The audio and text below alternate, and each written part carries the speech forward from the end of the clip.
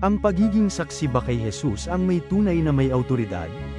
Sa diskursong panrelihiyon, madalas itinuturo ng Katolisismo na ang pagka-Diyos ni Jesus ay mapatutunayan sa pamamagitan ng mga pahayag sa Ebanghelyo.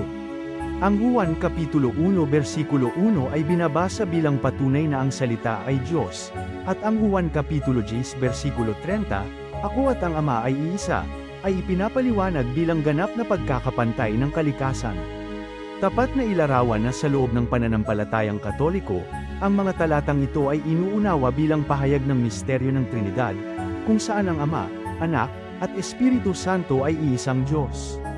Ang ganitong pagbasa ay naging bahagi ng doktrina sa paglipas ng mga siglo, lalo na matapos ang mga konsilyo noong ika-4 na siglo. Gayunman, kapag sinuri ang mas malawak na saklaw ng mga kasulatang Hebreo na kinikilala rin ng Kristyanismo, malinaw ang paulit-ulit na diin sa lubos na kaisahan ng Diyos. Sa Deuteronomio Kapitulo 6 versikulo 4 ay hayagang sinasabi, Dinggin mo, Israel, ang Panginoon nating Diyos ay iisang Panginoon. Gayon din, sa Isaias Kapitulo 45 versikulo 5 ay ipinahayag, Ako ang Panginoon, at wala nang iba, maliban sa akin ay walang Diyos. Ang ganitong mga pahayag ay hindi nagpapahiwatig ng paghahati o pagbabahagi ng pagka-Diyos, kundi ng ganap at hindi mahahit ang kaisahan. Maging si Jesus mismo, ayon sa Marcos Kapitulo 12 versikulo 29, ay inuulit ang Siyama ng Israel ng tanungin tungkol sa dakilang utos, na nagpapakita ng pagpapatuloy ng aral ng iisang Diyos.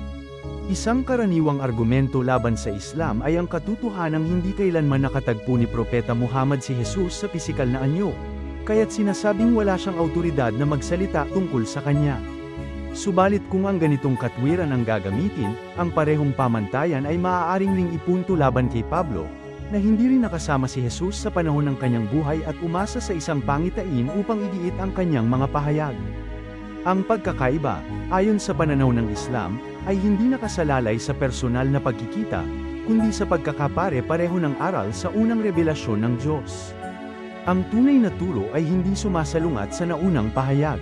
Sa Quran, malinaw at tuwirang itinatag ang paninindigan tungkol kay Jesus.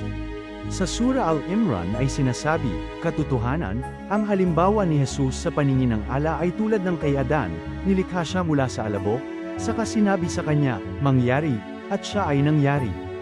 Dito ipinapakita na si Jesus ay nilalang sa pamamagitan ng kapangyarihan ng Diyos, hindi bilang kabahagi ng kanyang pagka-Diyos.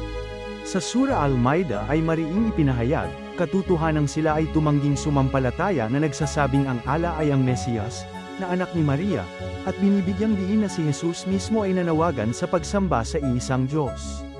Higit pa rito, sa Surah Al-Ikhlas ay malinaw na inilalarawan ng Allah bilang iisa, hindi ipinanganak at hindi nagkaanak, at walang anumang katulad niya.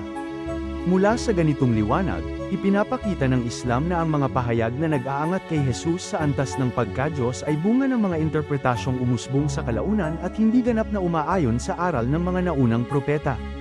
Ang paninindigan ng Islam ay hindi paglapastangan kay Jesus, bagkus ay paggalang sa kanya bilang dakilang sugo ng Diyos, alinsunod sa mahabang hanay ng mga propetang nagturo ng iisang mensahe.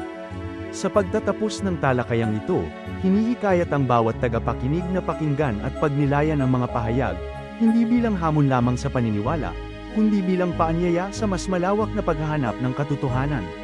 Sa masusing pagsusuri ng kasaysayan at ng mga banal na kasulatan, masisilayan na ang tunay na turo ng Diyos ay nananatiling buo, malinaw, at hindi kailanman sumasalungat sa kanyang unang mga ipinahayag.